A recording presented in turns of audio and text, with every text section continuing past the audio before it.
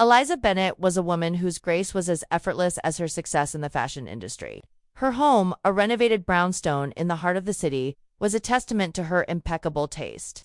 Modern yet warm, with an undercurrent of sophistication that matched her own. It was in the sanctuary of her bedroom, with its high ceilings and soft ambient lighting, that she indulged in her most intimate ritual, arranging her collection of lingerie. Each piece was a work of art, a blend of silk, lace, and satin in hues that ranged from the palest blush to the deepest noir.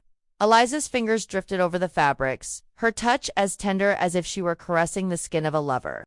It was a private, almost sacred moment, a time to appreciate the beauty that adorned her body as much as it adorned her soul. But tonight, something was amiss. Her favorite piece, a silk chamisole with delicate chantilly-laced edges, was nowhere to be found. Eliza's brow furrowed, a small crease of worry marring her smooth forehead. She told herself it was simply misplaced, perhaps lost in the laundry or tucked away in a forgotten corner of her closet. But as she continued her inventory, more gaps appeared in her meticulously curated collection. With a sense of unease prickling at the back of her neck, Eliza began to search in earnest.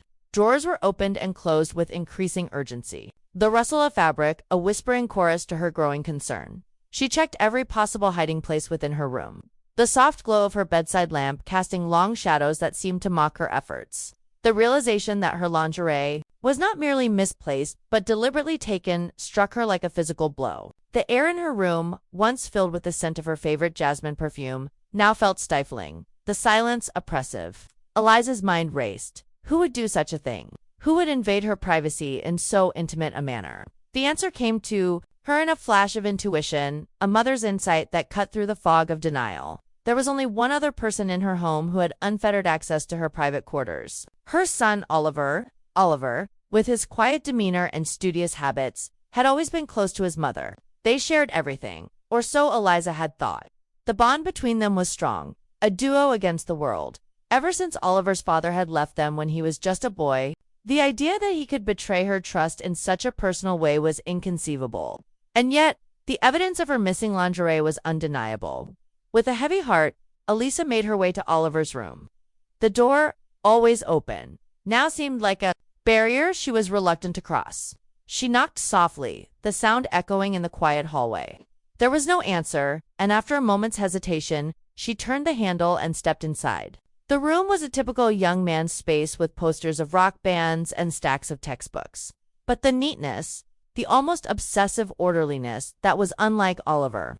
It was as if he was trying to maintain an appearance of normalcy, a facade, to cover up his secret transgressions. Eliza approached the bed, her hands trembling slightly as she reached underneath.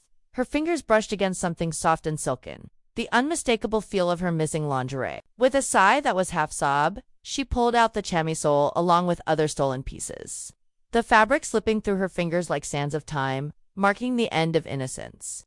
The weight of disappointment settled heavily on her chest, a cold ache that spread through her body. Elisa sat there for a long time, surrounded by the evidence of her son's betrayal. The city lights outside casting a surreal glow on the scene of her discovery.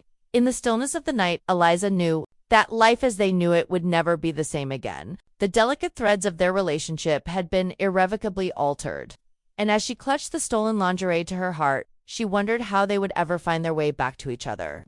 The confrontation would come, but for now, Eliza allowed herself to mourn the loss of the simplicity and trust that had once defined her relationship with her son. The journey to understanding and healing would be long and fraught with complex emotions, but it was a path they would have to walk together.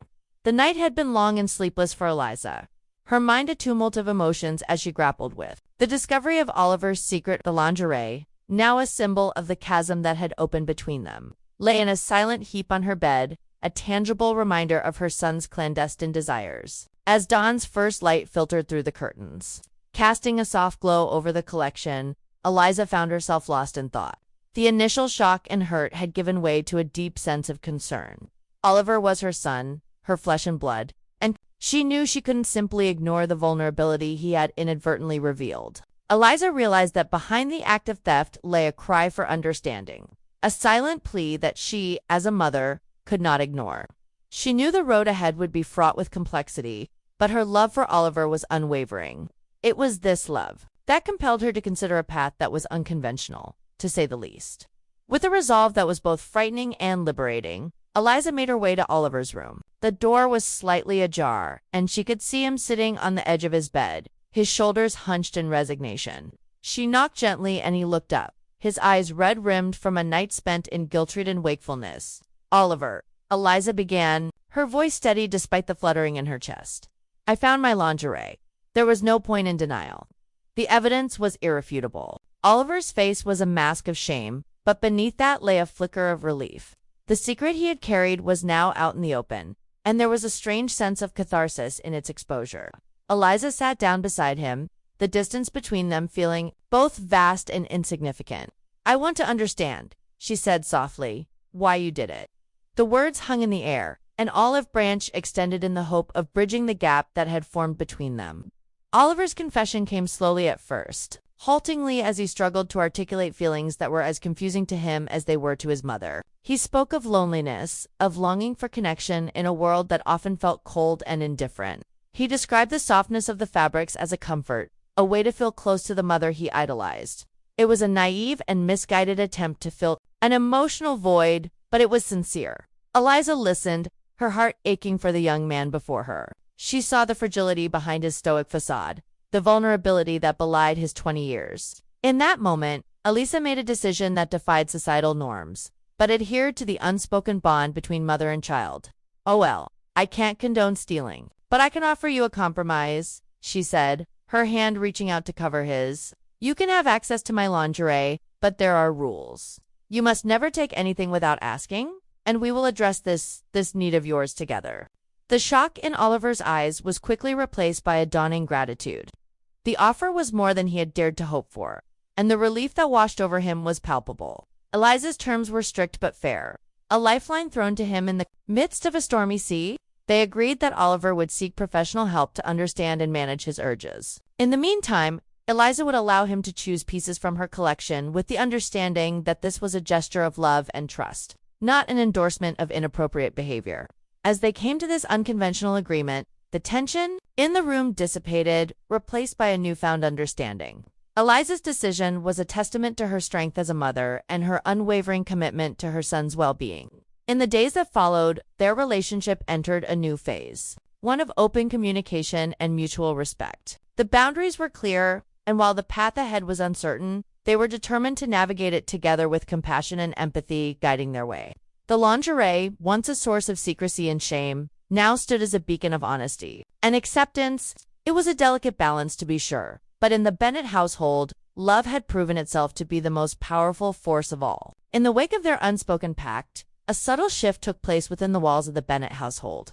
Eliza, ever the attentive mother, found herself treading a fine line between nurturing and tantalizing, the boundaries of their relationship now blurred by the recent revelations. She was acutely aware of Oliver's lingering glances, the way his gaze would follow her around the room, laced with a mixture of longing and confusion. Eliza knew that her actions held the power to either soothe his turmoil or stoke the flames of his obsession.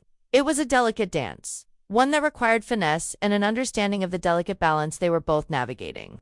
With a newfound sense of purpose, Eliza began to test the waters of their agreement. She moved through the house with a heightened awareness of her body, the way her silk robes clung to her curves, or how the morning light played across her skin. It was a conscious choice to embrace her sensuality, to reclaim the power of her femininity that had been overshadowed by maternal duty. One morning, as Oliver sat at the kitchen table, engrossed in his studies, Eliza entered the room wearing a thin, clingy sweater that left little to the imagination. She moved with deliberate grace, her steps measured as she reached for a mug in the cupboard. The action caused her to bend over slightly, the hem of her sweater riding up to reveal the smooth expanse of her lower back. Oliver's breath caught in his throat, his eyes inadvertently drawn to the E.